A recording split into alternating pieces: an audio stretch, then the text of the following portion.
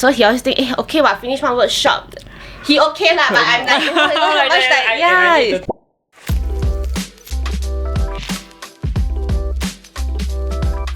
Okay, so welcome to Heart Talk, the podcast that we explore the inspiring stories of individuals who have overcome challenges, found comfort, and made a meaningful impact on their communities. So just like our comforting food at Souperstar. Join us as we dive into the journey of resilience, creativity, and unity. This podcast is an extension of our mission to be a platform for comfort beyond food. Yep. So now today, I'm so honored. We're going to invite a remarkable guest, Samantha Quek from Cupplets Creative, which is my friend. Really, come really a long way. I know, right? It's been so long. And actually, since when? Our Ngee Ann days? That's 2000 and 2000. For you it's 10 for me it's about 11, 12. But we knew each other, I think maybe when we were year 3. Haven't graduated yet. You year 3, I think I year 2. Year 2. So at that time you're running Smooch Cafe. Yes. Then for me, I was doing my first food lingo venture that sells tau hui. Yeah, and it's still then very you good, are okay? my We first still talk, B2B customer. Yes. So I'm very grateful because since then we have grew quite a bit, through our time in Ngee Ann. And you moving on to be a cake artist at Cupplets. I mean, seriously, look at all your amazing cakes. I'm like, how does Sam even do all that, with your mind? I remember that we went to one of your showcase a few years back. Oh, yes. In your studio. And that was when I was so shocked because my first thought was, Sam don't only paint on cakes, but she really paint on walls, paint on canvas, paint on the tingkat, I don't know, paint on everything. And to me it's like, wow, I'm very, very inspired because I seriously don't have that art talent, and I would think that it really, really takes a lot to have that kind of creative expression. So today, join us because we're going to hear more from you about your story. Need to prepare tissue. Need tissue. And we are going to find out more about your inner growth and your transformation. Stand by, never know. You really never need know. tissue. You never know. Okay, we gotta put a tissue here.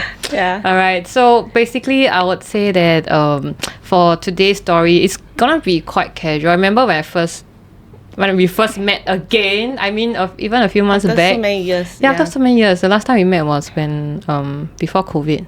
Not yes, really, I we think met at the studio there. I think that was the last Then time. after that, you did my wedding cake. Yes, but I never get to meet you. But I didn't meet you. Yes. I tell you what I want. And then you met. Then after that, we met again in Ngee Ann because we joined teaching. Yes. So amazingly, without even saying much, we just like shake hands. Yes. We just shake hands and we're like, oh, we are going to be each other's guests. Yeah, correct. Yes.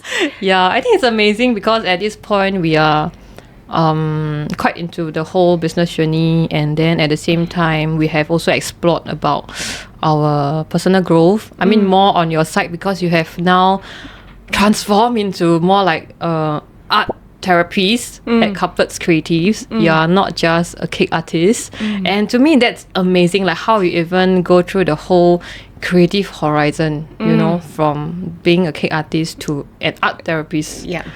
So today I really, really wish to find out more from you. Okay, let's go. So let's go. I know we got a lot of questions actually.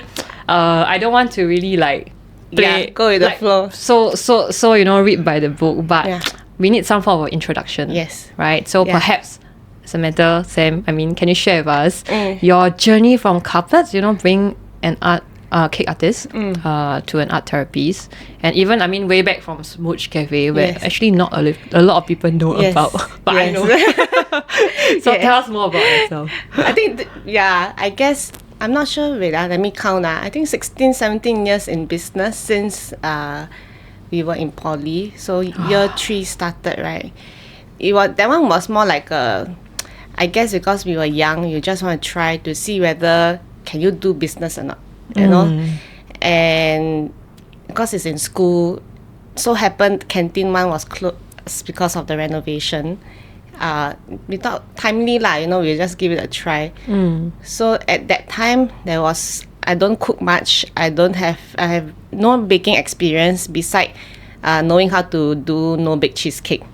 So everything was microwave. We microwave the bread, we microwave the hot dog, and then also the coffee scene was coming up. It only started then. Seriously, you are the only one that has the nicest coffee in the whole Yes. Because only we got the machine, right? Yeah.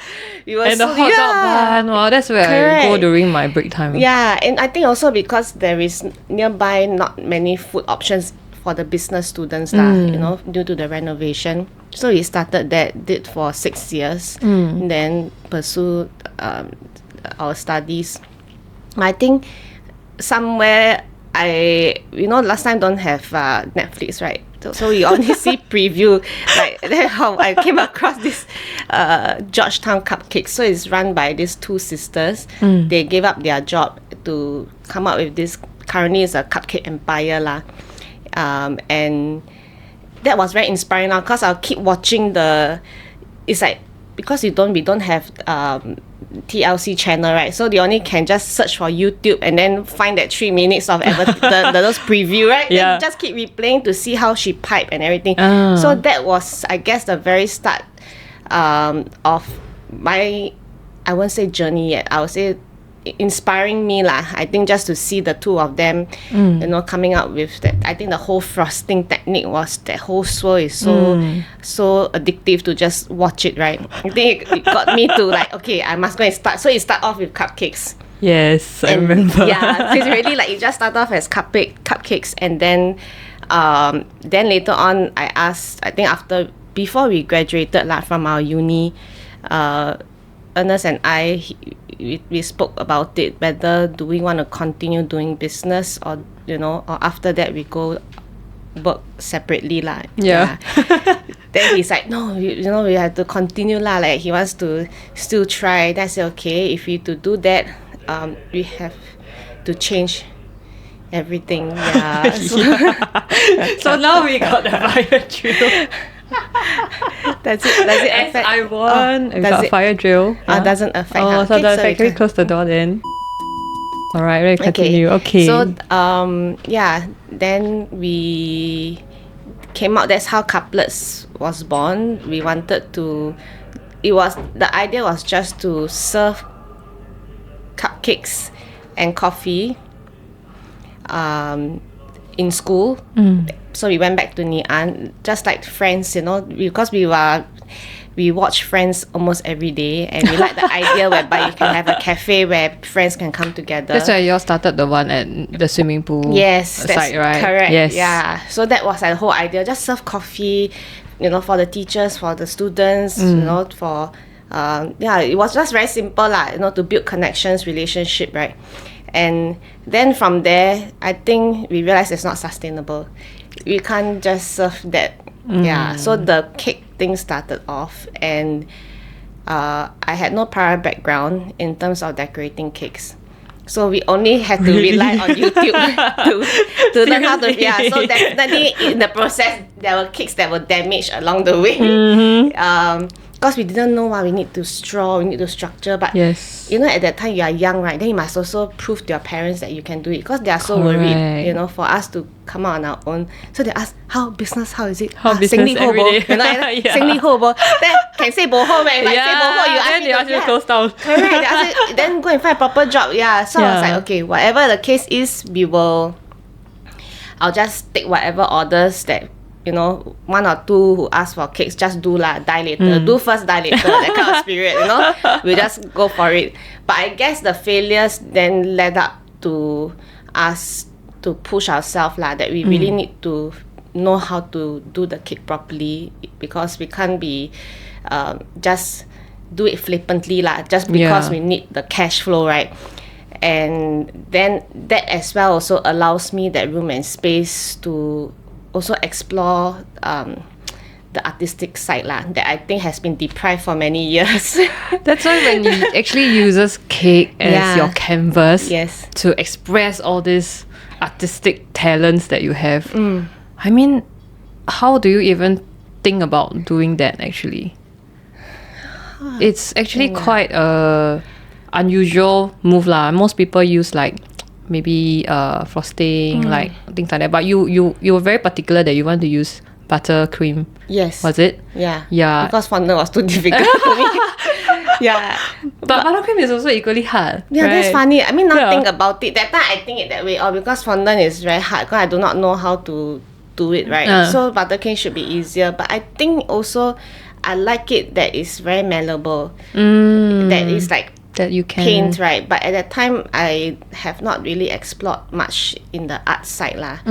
Yeah, but I know at a very young age, I've always wanted to do arts, but it's just that our time, right? It's not like all in you. Yeah, but we And don't you're have the waiting for the right opportunity. time. Yeah, like my school don't have arts as a subject. And then I think my parents like to snatch my artwork. So primary 1, primary 2, my mom will do my artwork. Then we'll get award one, no? So she will get the award. Like, So actually yours is arts genes also. probably Yeah. because both of them, I although they may not be artists themselves, but they have their artistic in their own way. And but I didn't have the opportunity because my mom has been snatching my artwork to do, like like K2, P1, P2 she take lah. Then P3 no art as a subject so she cannot snatch that away from me. But somehow or rather, I always felt like arts was something that I'm gearing towards, but just that I didn't have the opportunity. So when I think when the cake thing comes in, right, I feel like, wow, this is Unleashed. a playground. Unleashed. Nobody, please don't take my work away. So that was how it is. Awesome. So about now, you be an art therapist in Couplets Creative. What makes you transform? Actually, being a cake artist, you're doing really, really well. And it has been really inspiring when I witnessed from you building that 1-tier cake until 2-tier until like wow, that whole cake become like really like one whole scenic painting. I'm really, really so amazed. And now actually you are an art therapist, so why that whole transformation? Yes, I don't know. I think maybe when we started, I probably do couplets for 3 years or 4 years. About there, 3 years plus. Are there any like entrepreneurial challenge, along the way as you run couplets that makes you think like you can actually explore and venture into this art therapy? Actually, the funny thing is, I don't think it was challenge. I just felt too comfortable. You mean Yeah, you do a lot of cakes already, and then you'd be like, I just felt not say do a lot of cakes, but just that I think that time, right, I was a bit comfortable.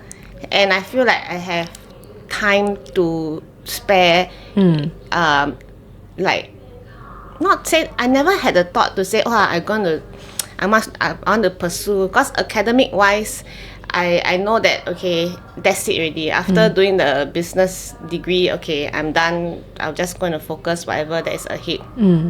So it's never a plan that in 5 years down the road I'm going to take on a master's, or it was never in the plan, because I know studying is a dread for me lah. So that was like I kind of know it well at that time, but I guess you never know yourself well. So along the way, when I had that time, so it was comfortable. It was at a state whereby I was comfortable and we had some time to spare, because I remember I was at home reading the newspaper, and then I came across the word art therapy. But I never read the content. I just like, this my thing. This word sweet. This word got feels. This word got feeling. I tell you, because I'm a very right brainer. That's why you ask me to go and study. It's like, no, it will use up my left brain.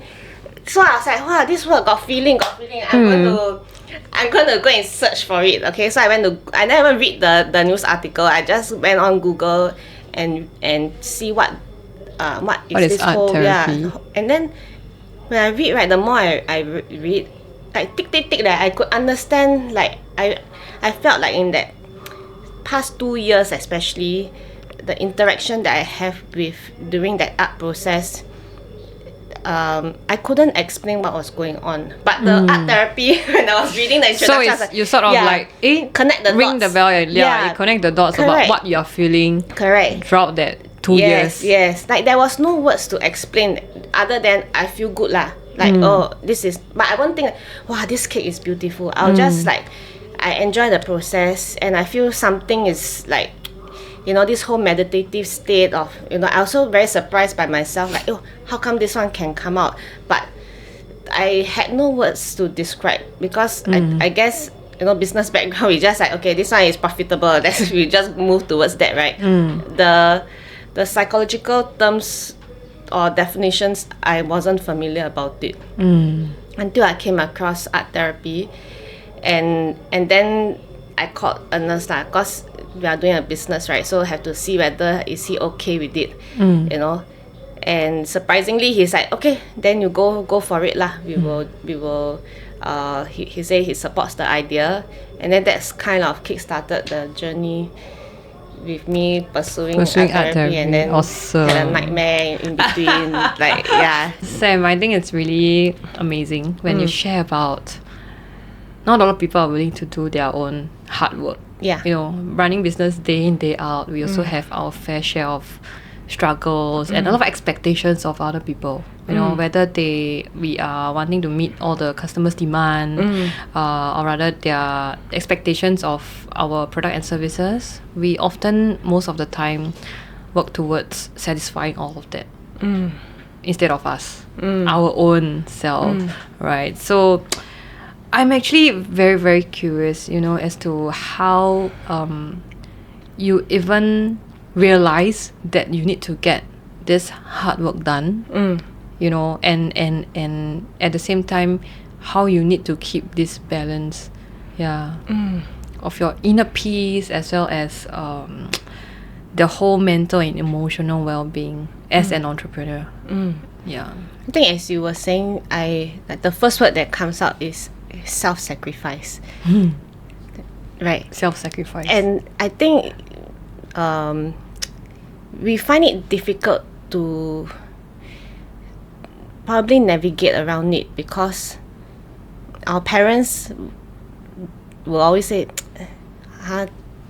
做这样就很苦了啊, that kind of thing. They always kind of like, yeah, they're like, so you better not difficult, say, man. yeah, my time correct, is even harder. Yeah, there's always this comparison, right? Whether is it from them or anyone. I mean, from our older generations, and it kind of downplay or make us feel that we have to always be okay. Yeah. Because we cannot say like we feel stressed. Yes, or we feel sad. Yeah, because there's no space for that. No space. Yeah, we are too young to know about sacrifice they have. I mean, which we are not discounting that.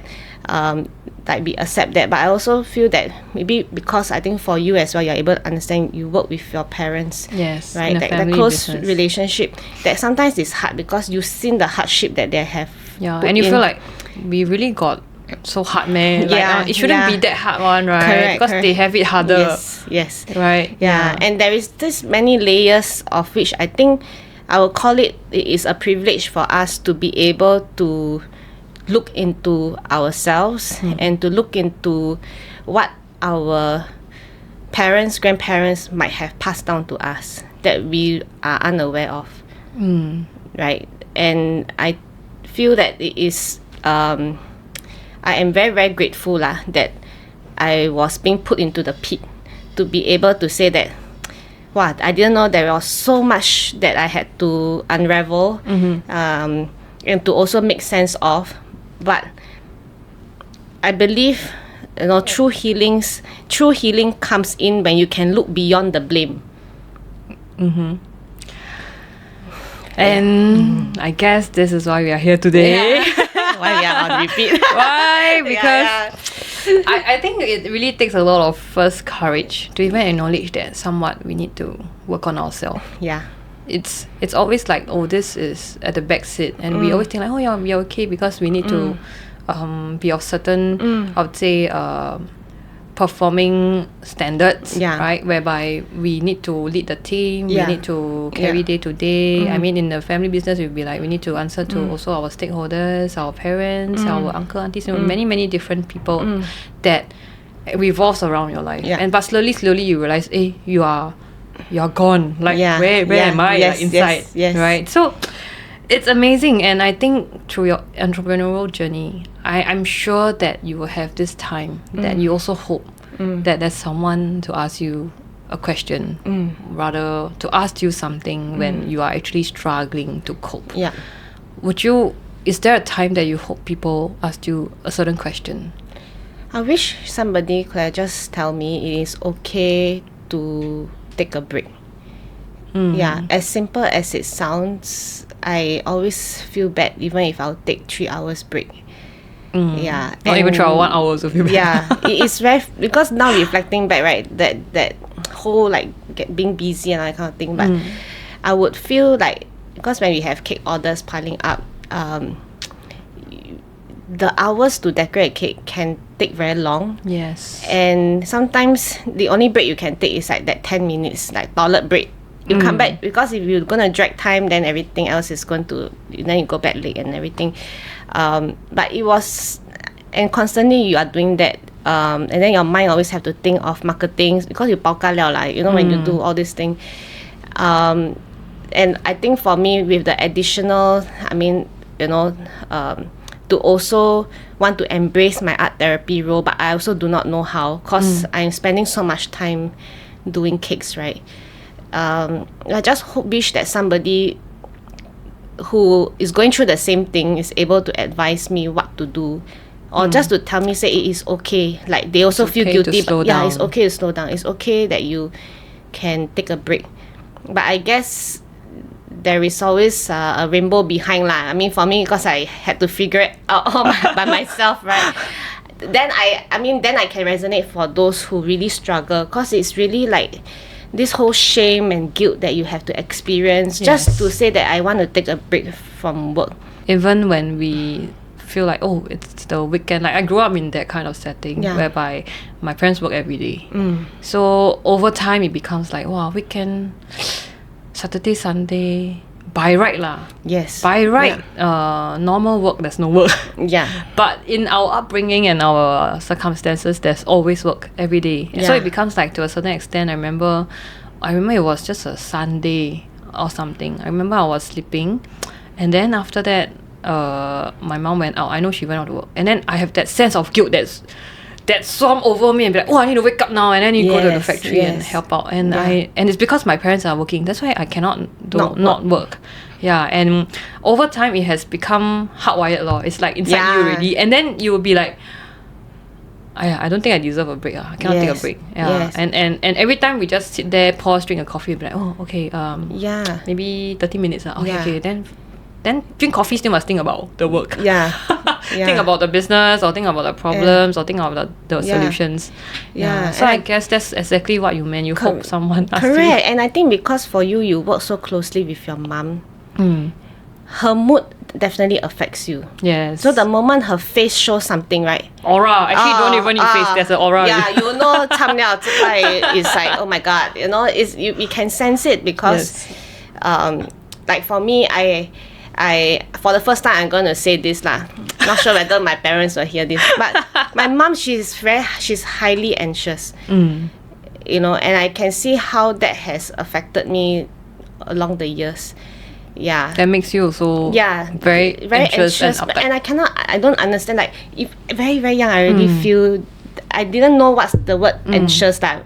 Last time, you know, nervous, because at the same time my mother said, don't be nervous, so that's the only word, you know, don't be nervous, you know, so I always feel like her anxiety has also spread to me. Yes.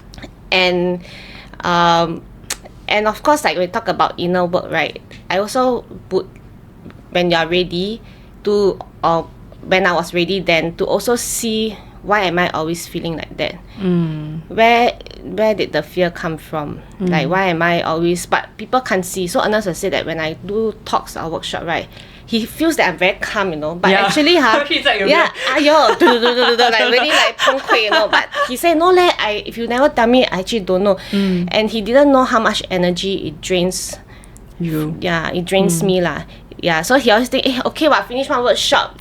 he okay lah, but I'm like, how much like, I need to take 5. correct, I need to take 5, yeah, 20. like 20 or like just let me sit down in the toilet, so I'll sit in the toilet bowl for 10 minutes, just doing nothing, yeah, because you just need to decompress, to just calm yourself down, and because there was just so much things going on, and yeah, so I realized how much of that also impacted me. So as what you said, in terms of even our own closest ones, our loved ones, our parents especially, what we have been going through or rather grew up with, it's also indirectly affecting us. And they don't realize it's not in a bad way, but in certain extent it affects how we cope with things, how we react to certain things, and it comes like unknowingly. So that guilt thing really strikes me a lot. Like for example, I don't allow myself to sleep like more than a certain timing in the morning because it becomes like, oh wow, I'm wasting my time. Then I realize I actually do that to my husband as well. And then it becomes like once you sleep a bit later, I'll feel, why are we wasting our time? You know, and I realize it's really on my part. It's really about like because of our upbringing and how we are conditioned to be, and we are like that. But it takes a lot of awareness.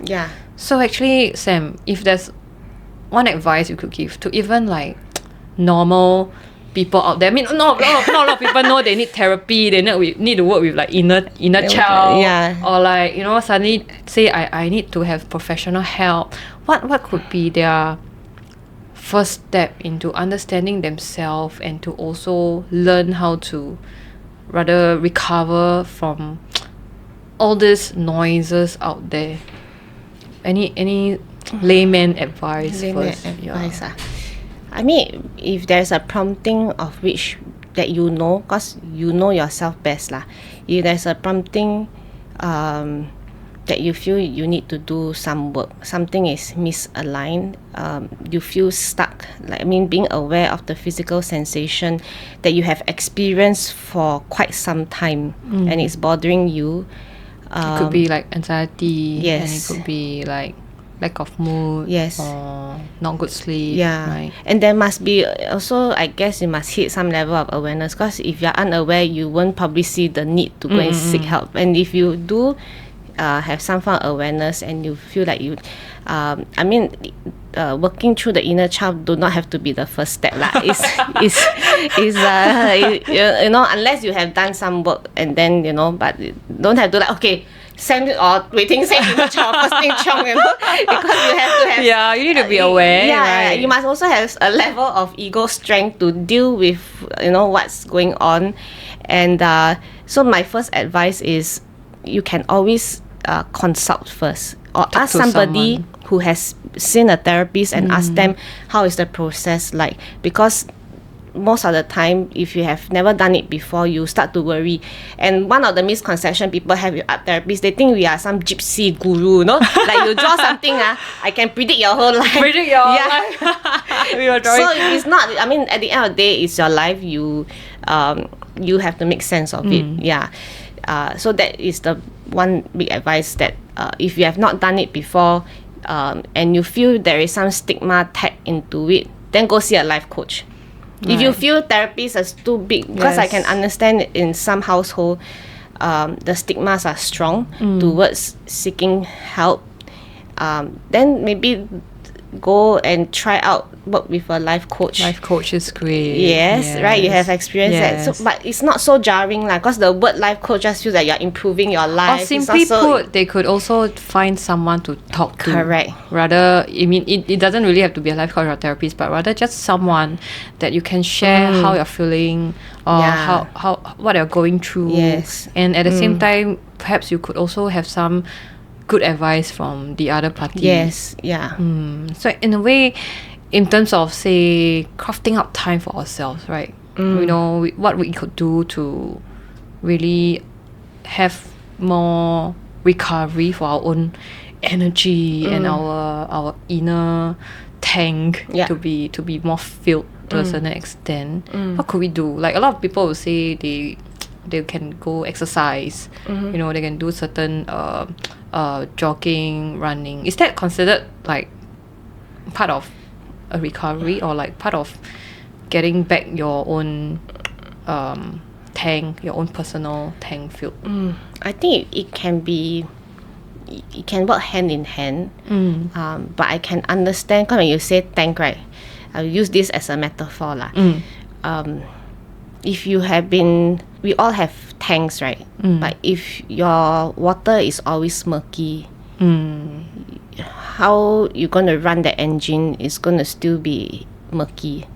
And I think what's important is you need to empty that tank, and then to be able to find clean water to refill it. But that finding has to come from you. Or need to filter. Yeah, or you want to add a filter. Yeah. So the whether is it the self work or the therapy work could be that filter. Yes. So that you can fill up your tank with clean water, and then that of course work hand in hand with, because moving, exercising, all this is also helping your regulation, and it allows the body to move. At the end of the day, we must all know that our body stores memories. Our bodies, our body knows everything. Our mind can be very selective with what we want to know and what we do not want to know. So as much as you take care of your mind, you also must take care of your body. So that's actually going into like nature actually help us. Yes. Because I know that you have this like forest walk thing. Yeah, nature. And then I was thinking, wow, just by immersing ourselves in nature, can it help? Yeah, it does. So somebody asked me whether any research has been done, because it sounds very woo-woo, like anything go nature, but they can't really see.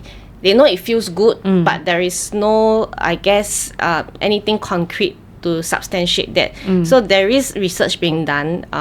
They call it eco-psychology. So I think a school has done a research. Can't remember how many people they have done, but it's a good number, a significant number of adults that they have worked on, and they found that when you are able to spend a minimum of 2 hours in nature a week, right, it can significantly improve your well-being, improve your mindfulness, allow you to stay grounded, boost your emotions, your mood, a mood booster.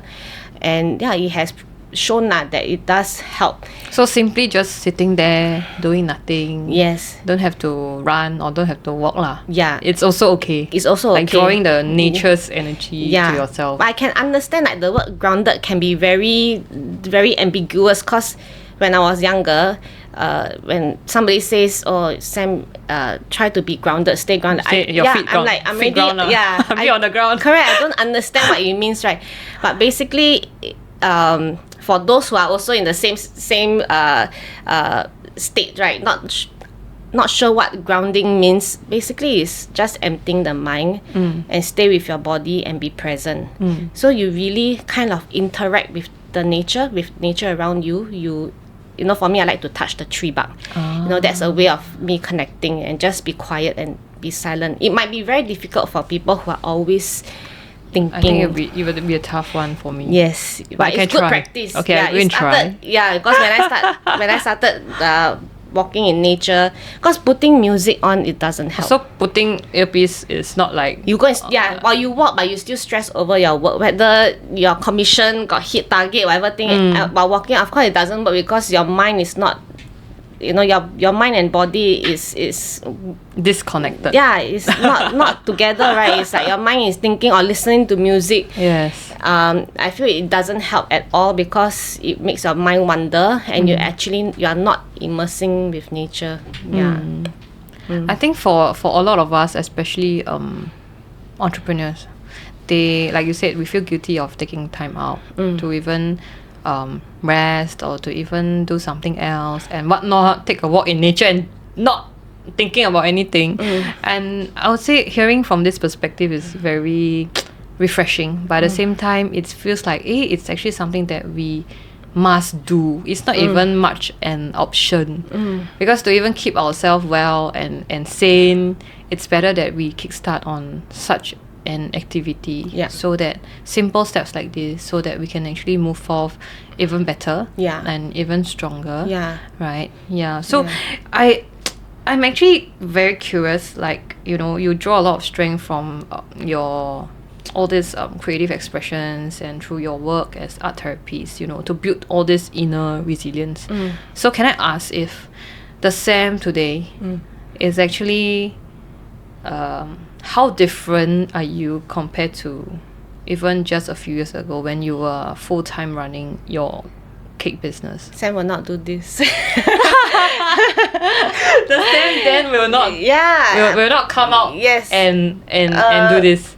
I think because you follow us for quite some time on Couplets, right? I put in effort to not have my face on social media. I can tell because every single picture is the it's cake. a cake, yeah. Yes. I put in the effort to not have my face out there, and I felt at that time was to set healthy boundaries, and I didn't want to, because you never know, right, with numbers and people knowing you, and I don't think I want to be an influencer. It's not a path that I am looking to become, so I put that healthy boundary, but over time I felt like that healthy boundary makes me feel like it's only a healthy boundary if you didn't have issue with the camera. But I had issues with facing the camera, and that's where I actually spoke to Lavanya. Yeah, so she's a dear friend of mine. So I asked her, because she would dance in front. We are both we dance in our poly days. So I asked her, because our age not far-fetched, right? Only 1 year difference. I say, why at this age you so daring to dance in front of the camera? No? And she's so confident and all that, and it doesn't bother her if people watch it or not. It's just her way of expressing. Because there's a difference with wanting attention and just doing it for yourself. Yeah. And from when I see her content, it's just her, and she's not trying to get attention and all that. So I asked her that, and then she told me this. She said that that's because you are afraid to be seen. And that one sentence was enough to the one sentence was enough to, like, I think something hit me. It kind of woke me up to say, I always think, setting healthy boundary between, for Couplets, and then I didn't want to, I don't want it to be all blurry lah. So people just order cakes will do. No need to know who baked your cake, just order the cakes, right? But because transitioning, right, to doing therapy work, and because people need to know who the therapist is, right, before they book an appointment, or even for Couplets creatives to just share what we are doing. Then when she said that, it really struck a chord, no? So for all this do you realize that actually all this while also you are covered by the face of Couplets? Yes. In a way, it was my shield. Your works covered you. Yeah. Somewhat protect you, but also somewhat caused you to realize that you kind of lost your own identity. Yes. And it also makes me dive deeper, like, what do I not want to be seen?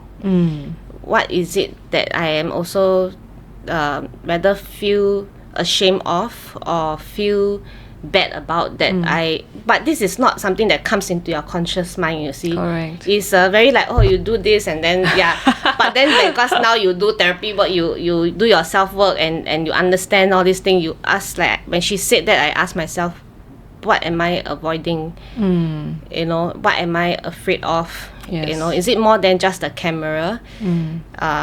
So I decided to do my digital journaling, which I encourage people to, so just take out the camera and just journal. Just journal and That's talk. why I first saw, I was like, Sam is a changed person. I'll take and then I'll talk and then just like vomit out. But it's very inspiring, because for someone that I've known, you have always been that hero behind your works, your cakes and everything. But I would always feel like, maybe you belong to the more introvert kind of person. Then suddenly, I'm seeing that you are becoming more and more of yourself, I would say, and coming into your own self. And it's amazing because it inspires a lot of people, unknowingly, people around you, like me, to even feel like, people will think of me, will be like, you are the second gen of Fortune Food, like you are Popiah. Everybody of Popiah and Soup, so you are the co-founder of Souperstar. So I live with this, like you said, shield, and live with this, the work that I do. But at the same time, who am I? Right? So it becomes a very deep longing within me that now I want to find and to know who am I. And through sharing stories with my friends and hearing all of them, to make sure that they can also have a platform to share. And to also tell people who they are. or to just simply chit chat lah and Yeah. talk lah. You Yeah. know, we will all feel better by this real human Yes, connection. I think it's also that readiness to say that it comes to a stage, right? Of course, when we go through, whether is it some form of crisis, that you are ready to cut the cord. To say that I am not you are blood related and on IC and birth certificate, okay? But yourself, in order for you to know who you are, to find that authentic Wei Ting, right? Or for me, authentic Sam, that authentic self, that to be able to cut the cord and say that, who am I if I am not my mother's daughter? Like, if I'm not a daughter, if I'm not Yes. a mother, I'm not a Correct. wife, then Who are you? I'm not a boss, Yeah. then who am I? Yeah. Yeah. It takes a long while lah to kind of sit through, like, without them, who am I? I'm still work in progress, that's Yes, for sure. yes. I think for me, this is definitely my first step. And I would say that I know for sure you are my first guest that I must invite on this HDHD podcast, because you resonate so much with every single phase of the journey. Even though we do very different things. Like, I'm not arts inclined, I don't bake cakes, and I don't do all this. But somewhat different but same.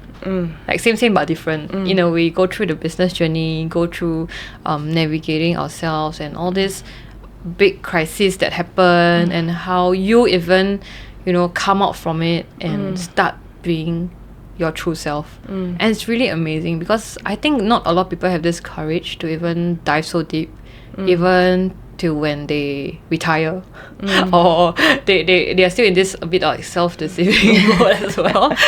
So I remember you told me about this particular quote Yeah. about the backpack. Yeah. Yeah.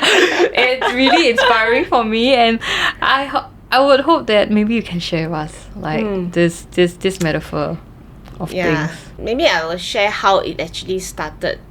You know, I think during that moment when I think you are familiar of the ego self, right? The ego side, you know. When we go through a difficult period, that part of us is somehow demolished, because you feel it's worthless lah. You don't need to hold on to that, or at some point it has failed you lah. Yeah. So when I was going through that, right, of just feeling nothing or being nothing, we all have wisdom within us. There was a prompting to say, hey, why not just call random people that I know and speak to them? So Mr. Tan, he's the first person, okay? Mr. Thomas Tan, must give him credit. Credit for this Yeah. this whole metaphor. Yeah, because he belanja me for the... Yeah, must give him credit. He was the first person I met, and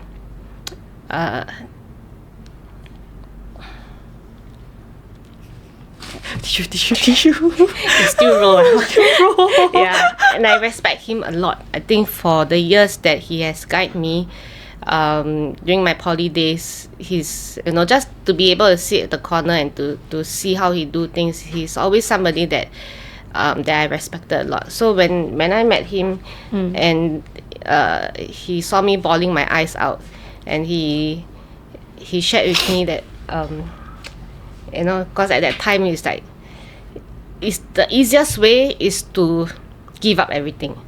That means don't even think about your business. Yeah. Like, there's nothing else to care lah. Like, Yeah. now I want to care for myself, Yeah, and everything correct, else can correct. throw away, and that's all. So it's like, don't do lah, just, you know, just and so he gave me this good analogy. So for 10 over years knowing him, this is the wisest quote he gave me. He told me, see that, no, Sam, we all carry a backpack with us. Okay, sometimes we don't notice how heavy it is, and but you know, it may come a point whereby you are very tempted to throw it away, because that is the best and easiest way, right, at that Too point heavy. in time. Yeah, but he said that you don't have to. You just need to find a space and put down that backpack and take what you need, and you move forward. And when you are done with that, take it, bring it back, and then put it back, take out the next one, what you need, and then you move forward. you don't have to throw it away. And I guess what he meant by the backpack, I guess you also know, is a lot of pain that we have been holding on, and even the burdens that you have to hold on without us realizing since young, and then all the way. I think our backpack has just been enlarging in size. Yeah, because and then we just keep carrying it day in day out lah. Like wherever we go, you know, this Correct. invisible burden, but we did know that we could even put it down. I think when I first heard this, I'm like, I really cried lah. I cannot describe like how hard this sentence hit, because like you said, when you're struggling, you hope someone asked you, but you also hope that, hey, I really can put down, man, you know, this backpack. And it's amazing because once we know that we can, we will want to faster try to offload a little bit here and there, and to lighten so that we can move off in a better self. Of course, the saying and the doing is different, but it hits some point that makes you realize you block what you need to block first, do what you need to take what you need to take, and do the work that is required. The rest can put on hold. You don't have to take 10 things and do all at the same time. I think it's really amazing. Like, I'll never get sick talking to you. I just like, I think I can do this on for like any 6 hours, 8 hours. I just keep talking to this like over and over again. So now that we are in this whole context of comfort, and hearing this whole sentence really brings me so much comfort. Knowing that I have someone to understand, I have someone to share and to hear, that's a very, very different kind of comfort. And here in HTHD, like, that's really what I want to do, to bring my friends, to bring all these inspiring individuals and change makers to come and share their stories. So what's your favorite flavor? You'll be like, what's your favorite? Either mushroom or tomato. Then you chose, I chose mushroom. And you know what? Mushroom is also your favorite. My favorite. That's why we connect so well. I cannot be very biased, because as the co-founder, I must have favorite for every single flavor, right? But still, I just mushroom, have this thing standard. for mushroom. And then my team all will be like, whenever I go to the store, or like, give me one bowl of mushroom soup. They're like, standard, they already know my order. They'll just bring it to me. And I think it's true that we all have our comfort food. So actually, other than soup, do you still have any kind of comfort food? Or it's really just soup? I really love soup. I can just, like, if I go like any steamboat buffet, bohua one, can't only drink the soup. I don't eat the kiam one. Really? Just like, I'll just whack the soup. I'm a very soupy person, but Chinese soup lah. Like so those, you are the those soup lotus, person. soup person. Awesome. So shall we try? Yes. Like, just have them. So honoured to drink this soup. Actually, this morning I also drank.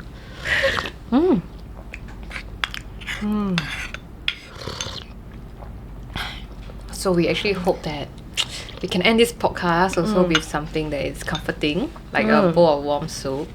So that you feel home, and more importantly, you also feel like you are heard at the same time. Right. So last but not least, we got something for you, because this is our latest teas collection, and I remember sending you the design option, and you picked this particular, because it's good soup. About the soup, man. I like soup. And this is what good soup, good mood, right? Good soup, good mood. And this is for you. Thank and you. I hope it can give you warmth and comfort. Yes, like you did. Our conversation today, and we got another small gift. We have like sticker a hug pack. You can taste. So we have like a hug you can taste. Now you have like a hug you can heal and embrace with our HTH. Yes. This is very, thank you for having me. I feel so proud of you. Thank you for going through our fire drill. Yes. Just now we had this fire drill interruption earlier on. And I was just telling you, if it sound on, then it's meant to be. Just do it. We will go through the fire drill. Thank you so much, Sam. Thank you. Thank you. I'm so happy for you, and thank you for being here to be able to like you said, to be heard lah, to share my part of the story, and also to see your breakthrough. I have to comment on that. Because I think to do this, and it's a real breakthrough for you.